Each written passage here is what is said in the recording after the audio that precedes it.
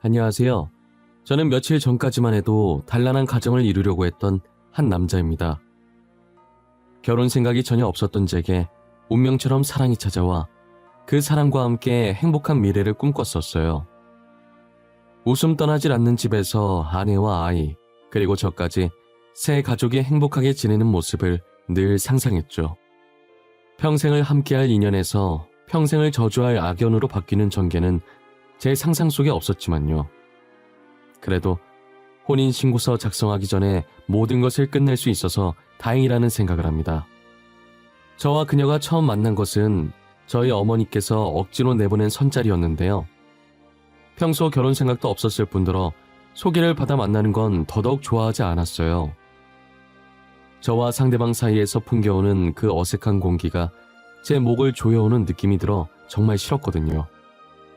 그런데 어머니께서 직장도 좋으면서 왜 결혼을 안 하려고 하냐며 이번 한 번만 눈 감고 나가주면 다시는 선자리 안 만들고 결혼 얘기도 안 하겠다고 단호하게 말씀하시더라고요. 빈말은 안 하시는 성격이라 그 말에 꼬여서 처음이자 마지막 선자리를 나가게 된 것이에요. 저는 의사, 상대방은 고등학교 교사였고 저희 아버지께서 병원장이라 상대방 집안이 더 기울긴 했지만 직업이 괜찮다고 안 나가면 정말 아까울 것 같다며 거의 애원하다시피 저를 선자리에 내보내셨어요. 아버지께서 지금 운영하시는 병원을 제가 이어받거나 제 개인 병원 하나 받아내려면 어머니 말에 최대한 복종하는 것이 좋겠다고 생각했었죠. 결혼할 거라는 생각 없이 몸도 마음도 굉장히 편안한 상태로 선자리에 나갔어요. 제가 먼저 도착했길래 상대방에게 마시고 싶은 음료를 물어본 뒤 미리 시켜놓고 기다리고 있었어요. 진동배를 들고 자리에 앉음과 동시에 문 여는 소리가 들려서 상대방이 도착했나 쳐다보니 제 이상형과 상당히 가까운 사람이 제 쪽으로 걸어 들어오더라고요. 설마 제 앞에 앉겠나 했는데 설마가 사람 잡는다고 제 이름을 말하면서 맞냐고 물어보는 거예요. 대답도 못하고 그녀 얼굴만 멍하니 바라보다 진동배의 소리에 놀라서 정신 차리고 맞다고 답했어요. 그녀는 싱긋 웃으면서 자기가 음료 가지고 오겠다고 제 손에 들린 진동배를 가지고 가더라고요. 순간 꿈인가 싶어서 양손으로 제 뺨도 때려보고 허벅지도 꼬집어보고 별짓을 다 했던 것 같아요. 커피를 마시면서 인사도 하고 이런저런 이야기를 나누기 시작했는데 그녀도 저처럼 어머니한테 등 떠밀려 선자리에 나온 거더라고요. 결혼할 나이는 다가오고 주변 친구들 다 결혼할 때 혼자만 결혼을 안 하고 있으니 어머니께서 많이 답답해 하셨다고 하면서요. 저도 그렇다고 하면서 농담을 주고받다가 어색했던 분위기가 자연스럽게 풀려 있었어요. 그러다 실수로 제 허벅지에 느껴지는 휴대폰 진동에 놀라서 테이블을 실수로 찾고 그녀 앞에 있던 커피가 떨어지면서 그대로 그녀 치마에 다 쏟은 거예요. 저는 너무 놀라서 티슈를 들고 왔고 그녀는 괜찮다고 속바지 대신 반바지 입고 왔었는데 다행이라고 치마 어차피 불편했다면서 화장실에서 치마를 벗고 오더라고요. 제가 미안해서 어쩔 줄 몰라 하니까 웃으면서 어차피 오래 입은 치마라 버리려고 했다고 계속 괜찮다고 오히려 저보고 놀랐겠다고 하더라고요. 말도 조곤조곤 잘하고 참해서 좋았는데 거기다 착하기까지 하니까 정말 놓치기 싫더라고요. 저는 용기를 내서 애프터 신청을 했고 그녀는 웃으면서 제 애프터 신청을 받아줬어요. 저희는 몇 번 더 만남을 가졌고 가볍게 연애를 시작하게 됐어요. 둘 다 결혼을 생각하지 않았었기 때문에 부담 갖지 말고 가볍게 만나보기로 했어요. 그렇게 만남을 이어온 지 5개월 만에 그녀에게 임신 소식을 듣게 됐어요. 그녀가 우연히 포장마차를 보고 남자친구와 포장마차 데이트 한번 해보고 싶었다고 하길래 그까짓 거 한번 해보자고 들어갔다가 제가 술을 먹게 된 거예요. 별로 마신 것 같지 않았는데 그녀와의 데이트에 기분이 좋아서 그런가 금방 취하더라고요. 몸도 못 가눌 정도로 취해서 어쩔 수 없이 근처 호텔로 들어가게 되었고 그녀와 하루를 보내게 됐어요. 그녀의 임신 소식에 양가 부모님은 엄청 좋아하시면서 당장 결혼해야 한다고 날짜 잡자고 야단이셨어요. 결혼 생각 없던 저희라 부모님들께서 진짜 결혼 안 하면 어쩌나 걱정 많이 하셨었는데 이렇게 아이까지 생기니 바로 결혼해야 한다고 난리를 치실 수밖에 없으셨어요. 저희가 비록 연애 기간은 얼마 되지 않았지만 그동안 봐온 그녀의 인품으로 봐서 이대로 결혼을 했어도 정말 잘 살 수 있을 것 같다는 생각이 들었어요. 그녀는 뭐가 불안한지 상견례도 속전속결로 무사히 마치고 날짜까지 잡았는데 표정이 좋지 않더라고요. 어딘가 불안해 보이는 표정을 하고 있는 예비 아내의 손을 조심스레 잡고 말했어요. 뭐가 그렇게 불안해? 이제 막 알아가는 단계인데 벌써 결혼해서? 우리한테 다가올 미래가 무서워서 그러는 거야? 그래? 아무래도 그렇지. 우리가 1년을 연애한 것도 아니고 이제 고작 5개월 됐는데 결혼해 임신해. 안 무서운 게 이상한 거 아니야? 결혼 생활도 무섭고 애 낳는 것도 무서워. 내가 옆에 있는데 뭐가 무서워. 언제나 네 옆에 꼭 붙어서 널 지키고 있을 거야. 무슨 일이 생기든 무조건 우리 시은이랑 아기 옆에 있을 거야. 그러니까 너무 겁먹지 마. 우리가 결혼해서 잘 살 수 있을까? 애기 낳아서 잘 키울 수 있을까? 결혼도 처음이고 엄마가 되는 것도 처음이고 아는 게 하나도 없고 두려워. 나도 그래. 나도 처음이라 솔직히 무서워. 그래도 둘이 힘 합치면 뭐든 못하겠어? 우리 벌써부터 겁먹지 말자. 우린 분명 좋은 배우자, 좋은 엄마 아빠 될 수 있을 거야. 저는 갑작스러운 결혼과 출산에 두려움에 떨고 있는 예비 아내를 달래고 또 달랬어요. 솔직히 저도 이렇게 한 번에 닥친 상황에 예비 아내처럼 겁먹고 두려운 건 마찬가지였지만 이제 가장이 될 사람인데 제가 흔들리면 안 되겠다는 생각이 들었어요. 그래서 겁먹은 티 안 내고 예비 아내에게 잘할 수 있을 거라고 용기를 주었죠. 상견례까지 속전속결로 끝낸 것처럼 저희 결혼 준비도 아무 문제 없이 빠르게 끝낼 수 있을 줄 알았어요. 하지만 예상치 못한 예비 장모님의 개입으로 저희의 결혼 준비는 하나씩 틀어지기 시작했어요. 저희 쪽에서 신혼집을 하고 예비 처가댁에서 혼수를 해오기로 이야기가 끝난 상태였어요. 어차피 저희가 살 집이니 저희 마음에 들어야 한다고 신혼집 고르는 건 전적으로 저희한테 맡겼었어요. 집을 보러 다니려고 예비 아내와 시간을 맞춰서 만났는데 예비 장모님까지 같이 오신 거예요. 장모님과 함께 가겠다는 말이 없어서 당황스럽긴 했지만 그럴 수 있다고 생각했어요. 그날은 집 두 채를 보게 됐고 저와 예비 아내는 아이 키우기 적당한 평수라 둘 다 괜찮아 했지만 예비 장모님께서는 어디가 불만족스러우신지 계속 표정이 안 좋더라고요. 지서방, 여기 평수가 얼마나 된다고 했지? 28평이라고 했었나? 이렇게 좁은 집에서 아이를 어떻게 키울 생각인 거야? 아이 안 크면 몰라도 계속 자랄 텐데?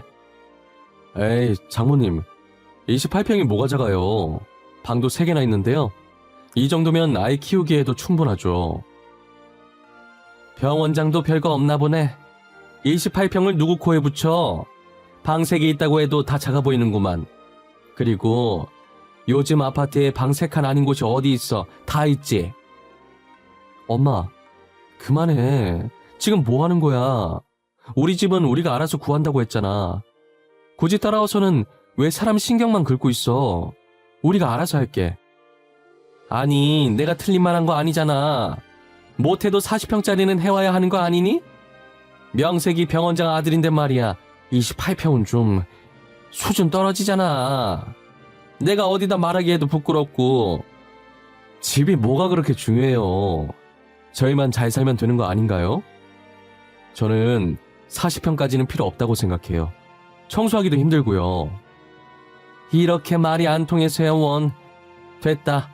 말해봤자 같은 말만 할 것 같으니 그만하자꾸나. 신혼집은 알아서들 잘 구해봐. 나중에 후회나 하지 말고. 나는 간다. 예비 장모님은 신혼집 평수로 제 속만 긁어놓고 호련히 가버리셨어요. 저희만 잘 살면 되는 건데 왜 계속 저희를 이용해서 남에게 잘났다는 걸 보여주려고 하는지 모르겠어요. 병원장 아들이라고 해서 꼭 40평 아파트에 살아야 한다는 법이 있는 게 아니잖아요. 집 둘러볼 때부터 계속 뷰가 어쩌고 물수압이 어쩌고 하면서 집이 안 좋다고 핑계대더니 결국엔 평수가 마음에 안 들어서 뭐든 딴지를 걸고 있었던 거예요. 저는 40평 아파트에 해갈 생각이 전혀 없었고 며칠 더 둘러보다가 32평짜리 단독주택으로 계약하게 됐어요. 마당도 있어서 아이가 뛰어놀면 좋을 것 같기도 하고 예비 안 해도 좋다면서 만족했죠. 이제 집에 혼수만 들어오면 결혼에 필요한 모든 준비가 끝났었어요. 혼수는 처가댁에서 알아서 해주기로 했다는 아내의 말을 믿고 기다리고 있었어요. 얼마 지나지 않아 신혼집에 혼수를 넣어놨다는 이야기를 들었고 바빠서 한동안 가보지를 못했어요. 시간 나면 가봐야지 했는데 막상 가려고 하니 좀처럼 시간이 나질 않더라고요. 거기다 뻑하면 예비 장모님께서 친구 모임에 저를 부르셔서 시간이 나도 거기 따라다니느라 바빴죠. 저는 신혼집 문제로 예비 장모님께 점수가 많이 깎였다는 생각에 더 이상은 밉상 보이고 싶지 않아서 예비 장모님이 부르실 때마다 거절하지 않고 나갔어요. 하지만 예비 장모님은 저를 자랑하는 척하면서 제 카드에만 관심이 많았어요. 항상 저를 부르는 곳이 저도 못 가본 고급 레스토랑이나 고급 호텔이었어요. 여기야 지서방. 잘 찾아왔네. 우리 딸한테 말 안 했지? 우리 딸은 나 여기 온 거 몰라. 우리 둘 비밀이다. 그리고 여기는 내 친구들 인사해. 이야, 너 사이 하나 잘 골랐네. 아주 키도 훤칠하고 인물이 좋네. 무슨 복으로 저런 사이를 얻은 거야? 너네 딸도 참 능력 좋아. 그러게, 날 닮아서 남자 보는 눈이 있어. 병원장 아들 만나는 게 쉬운 일 아니지. 조만간 우리 사위 개인 병원도 하나 생길 것 같은데 개원하면 다들 그 병원으로 옮겨. 장모님, 그게 무슨 소리예요? 저 아직 개인 병원 개원할 생각 없어요. 이렇게 마음대로 거짓말을 치시면 어떡해요? 대충 그렇다고 하고 넘겨. 그리고 카드 들고 왔지? 우리 조만간 일어날 거니까 멋있게 미리 결제해주고 가. 나도 체면이 있지. 사이가 먼저 결제해주고 가면 얼마나 부러워하겠어. 갑자기 계획에도 없는 제 개인 병원 개원 얘기에 놀라서 예비 장모님만 들릴 정도로 작게 속닥거렸어요. 예비 장모님도 속닥거리며 아무렇지 않게 대답하고 본인들이 먹은 것들 결제까지 하라고 하시더라고요. 어이가 없어서 예비 장모님을 바라보면 표정 변화 하나 없이 눈짓으로 카운터를 가리키는 거예요. 괜히 얼굴 붉힐 일 만들었다간 저만 손해일 것 같아서 30만 원 결제하고 레스토랑을 빠져나왔어요. 이런 식으로 계속 제가 병원장 아들이라는 걸 내세워서 친구들에게 체면 차리고 비싼 밥, 자기가 사는 척하면서 제게 결제를 맡기셨어요. 저는 그래도 그 정도면 나름 애교로 참을 만한 정도였어요. 간만에 시간 내서 혼수 들어온 신혼집에 방문했더니 아주 가관이더라고요. 대충 멀리서 겉모습만 봤을 땐 새 것과 마찬가지로 엄청 깨끗했어요. 그런데 가까이 가서 보거나 안쪽까지 살펴보면 살짝 사용한 흔적들이 보이는 거예요. 예비 장모님은 제가 제품에 가까이 가려고 하면 뭘 그렇게 보냐고 맞기 바쁘셨죠. 장모님, 이리 좀 와보세요. 이거 새 제품들 맞아요?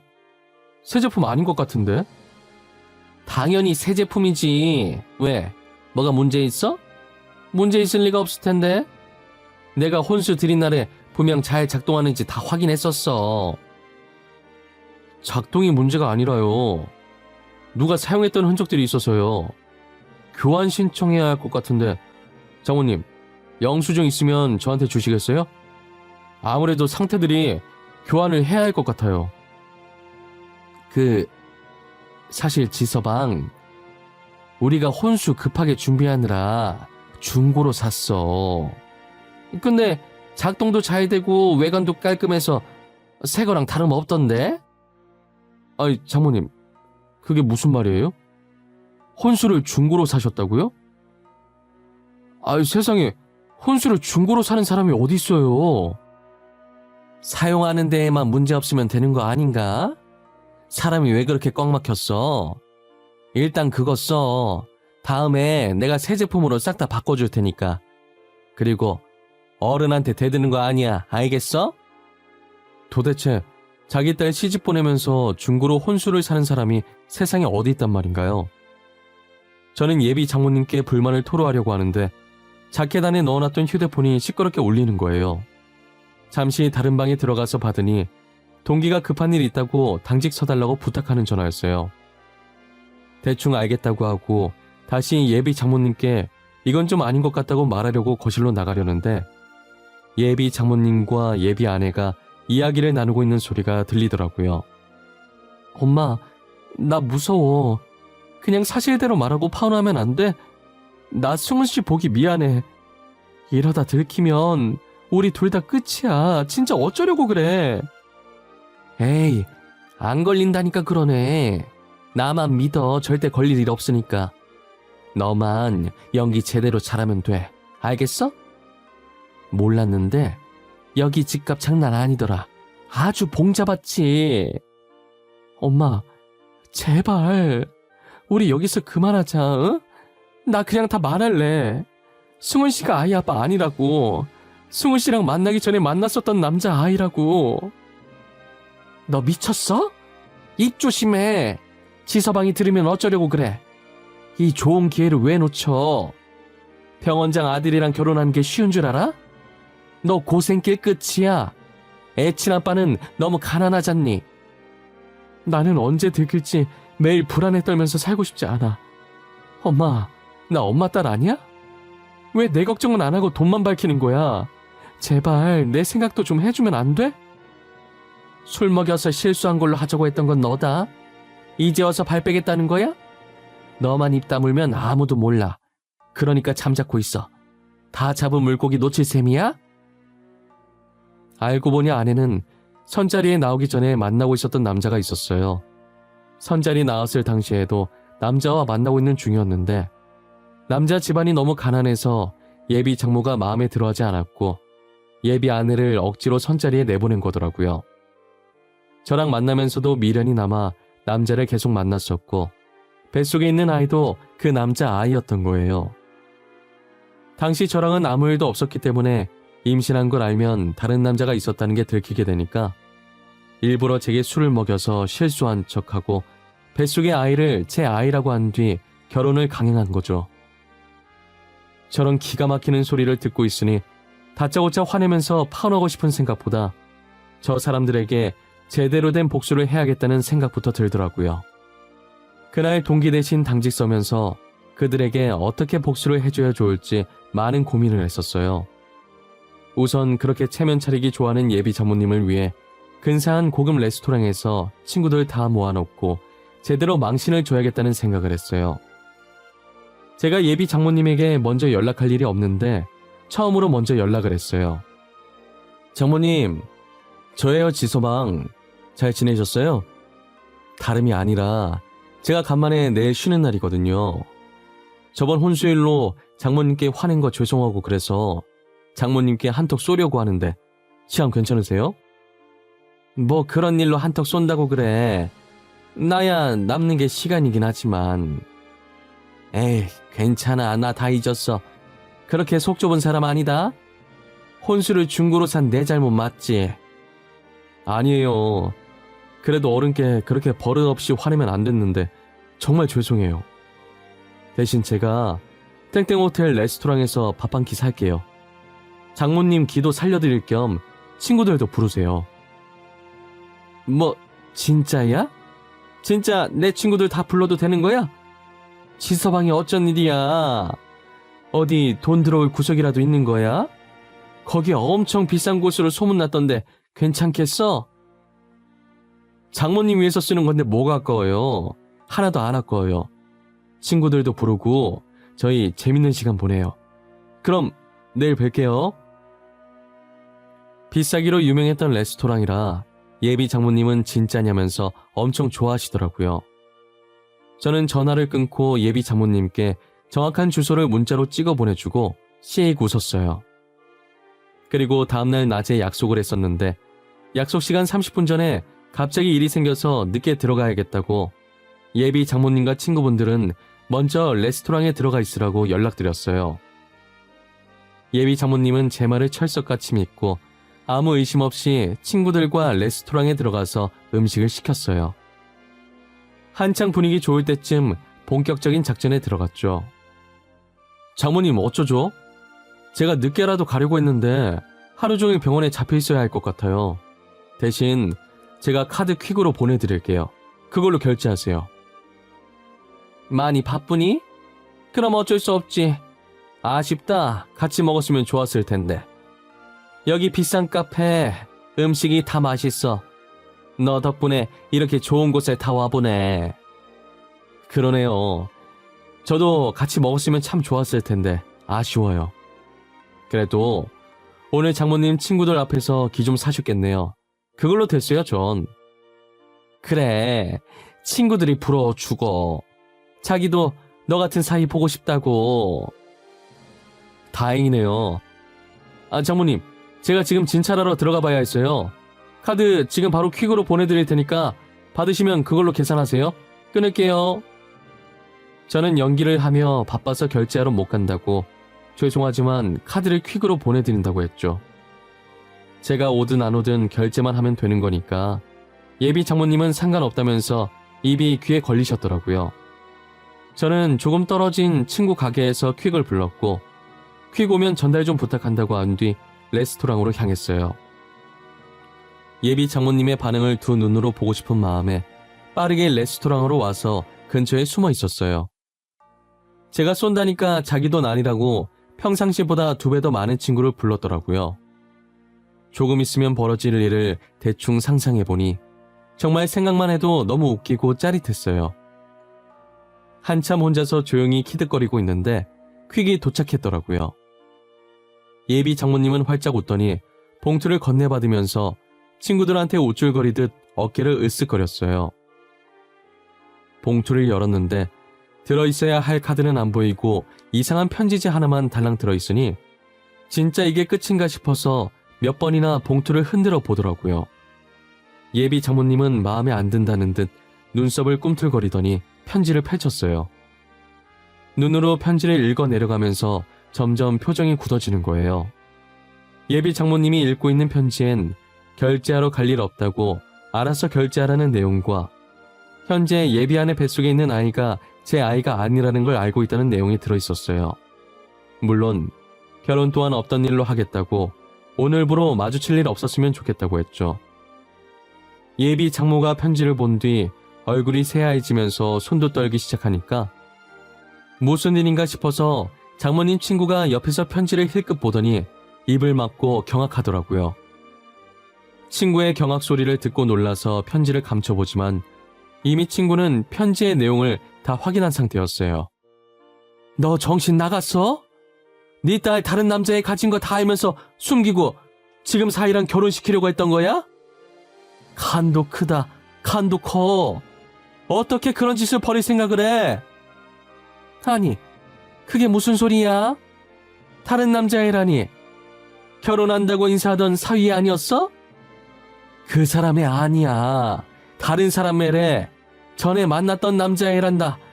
사위가 그거 알고 지금 얘 연맥이려고 이런 거고. 근데 이 정도면 애교지. 나 같으면 열받아서 이보다 더한 짓을 했을 거다. 아유, 왜 그랬니? 차라리 애를 떼지 그랬어. 애 아니었어도 결혼했을 것 같던데. 저번에 둘이 같이 있는 거 보니까 사이가 네 딸 엄청 좋아하는 것 같다만. 내 말이 진짜 왜 그랬냐? 네 복 네가 찬 거야. 아이고, 나는 모르겠다. 우리는 그만 일어나자. 네가 사준다고 해서 나온 거니까 계산은 네가 해. 말수가, 이건 진짜 네가 잘못한 거다. 그러게 왜 그랬어? 우리 먼저 가볼게. 미안하다. 다음에 연락하자. 저마다 예비 장모님에게 한마디씩 하고 하나둘 자리를 뜨더라고요. 그렇게 혼자 덩그러니 남겨졌고 주먹으로 테이블을 한번 쾅 치더니 휴대폰을 들더라고요. 누가 봐도 저한테 전화를 걸 것 같아서 허겁지겁 전화를 꺼버렸어요. 예상대로 제게 전화를 건드십고 전화기가 꺼져 있다는 음성을 듣고는 분한 듯 편지를 찢어버렸어요. 얼굴이 터질 것처럼 빨개지더니 계산서를 가지고 카운터로 가더라고요. 계산을 하면서 12개월 할부 안 되냐고 하는데 얼마나 웃기던지 결국 6개월 할부를 하고 갔어요. 예비 장모님이 완전히 떠난 후 한동안 그 자리에서 배꼽을 얼마나 잡았는지 몰라요. 저는 여유롭게 음식을 시키고 다시 전화를 켜서 두 번째 작전을 실행했어요. 전날 예약했던 꽃집에 전화해서 예비 아내의 학교에 배송 부탁드린다고 연락을 했어요. 전화를 끊고 얼마 안 지나서 바로 음식이 나왔고 아까 예비 장모님의 모습이 계속 생각나서 웃음이 안 멈추길래 실성한 사람처럼 웃으면서 음식을 먹었어요. 저는 누군가에게 복수하는 걸 드라마에서나 봤지 실제로 해보게 될 줄은 몰랐거든요. 막상 직접 해보니까 이렇게 짜릿할 수가 없었고 다들 이 맛에 복수를 하나 싶었어요. 음식을 다 먹고 콧노래를 흥얼거리며 후식을 먹고 있는데 예비 아내에게 전화가 왔더라고요. 수업 마치기 10분 전에 도착할 수 있게 해달라고 보냈었는데 시간 보니 쉬는 시간인 거예요. 휴대폰에 예비 아내의 전화번호가 뜨는 순간 제가 보낸 화환을 받구나 싶었어요. 수은씨, 이거 뭐야? 언제부터 알고 있었어? 아니, 그래도 이건 아니잖아. 어떻게 내가 다니는 직장에 이걸 보낼 수가 있어? 제정신이야? 그럼 다른 남자애를 내 애라고 속이고 결혼하려던 건 제정신이고 솔직히 화환 보낸 건 애교 아닌가? 더한 복수도 할 수 있는데 저 정도로 끝내준 거면 감사해야지, 안 그래? 문구를 왜 저딴 식으로 보낸 거야? 이미 선생님이랑 학생들 다 봤어. 이제 어쩔 거야? 내 교사 생활 어떻게 할 거냐고. 수은 씨가 책임질 거야? 방귀 낀 놈이 성낸다더니 딱 그 짝이네. 다른 남자애 가져놓고 나랑 결혼하려고 했니? 네가 중고로 산 혼수 돌려줄게. 파혼하자. 이 문구가 어때서? 팩트만 가지고 아주 착하게 말했잖아. 수화기 너머로 학생들과 선생님들의 웅성거리는 소리와 예비 아내의 헛웃음만 들리길래 중고로 산 혼수 집 밖에 내놓을 테니 들고 가라는 말만 하고 끊어버렸어요. 저는 곧장 혼수로 들어왔던 물건들을 다 밖으로 내놨어요. 원래 제가 부모님과 살고 있었는데 어차피 자취하려고 했었어서 그냥 신혼집에서 자취를 하기로 했어요. 가구들 몇 개 사고 들어가려고 며칠 동안 신혼집을 안 찾아갔었는데 소파 배송 왔다고 해서 간만에 신혼집을 갔더니 내놨던 혼수를 다 가지고 갔더라고요. 아마도 중고로 산 제품들 그대로 다시 중고거래 사이트에 내놨겠죠. 그거라도 팔아야 레스토랑에서 썼던 카드값 갚을 거 아니에요. 어차피 예비 아내도 학교에서 잘려서 돈 못 벌고 있을 텐데 그거라도 팔아야 하지 않겠어요? 제가 화환 보낸 이후로 학교에 있는 모든 사람들이 예비 아내를 안 좋은 시선으로 봤고 학생들 덕분에 부모님들 귀에까지 들어가게 되었다더라고요.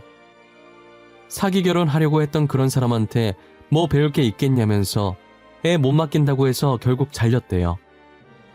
다른 학교에도 다 소문이 나서 예비 아내를 써주려는 학교가 없었죠.